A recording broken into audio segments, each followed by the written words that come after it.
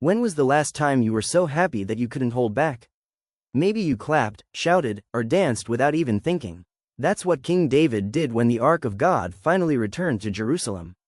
He danced with all his might, not caring who was watching, because God's presence filled him with overwhelming joy. The Ark of the Covenant wasn't just a golden chest.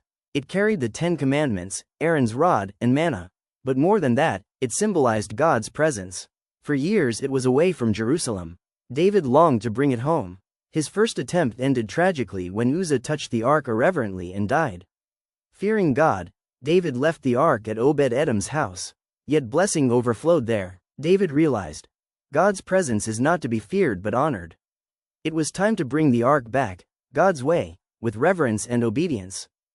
So David gathered Israel. The priests carried the ark as commanded. Every 6 steps they stopped for sacrifice.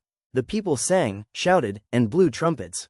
Then David did something shocking for a king. He began to dance, not politely, not carefully, but with all his might. His robes didn't matter. His dignity didn't matter. Before God, he was just a worshiper. He spun, leapt, and shouted with uncontainable joy. The streets erupted with praise.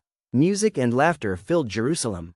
The people saw their king as a humble servant, a man whose heart overflowed with joy because God's presence had come home.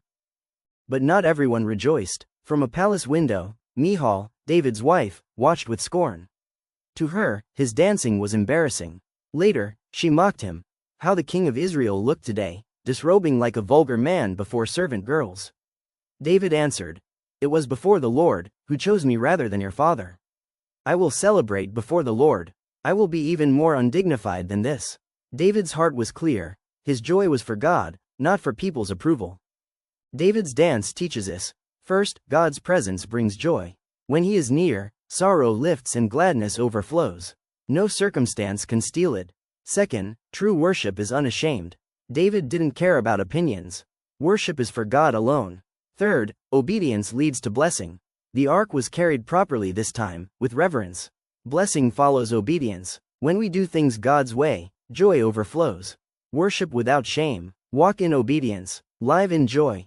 Worship isn't about performance, it's about presence. When God is near, joy takes over. Don't hold back your praise. Be willing to look undignified if it means giving Him glory. True joy is found in full surrender. If this story encouraged you, like, share, and subscribe for more Living Word Media Bible stories. And in the comments, tell me, what's one way you can show your joy in the Lord this week?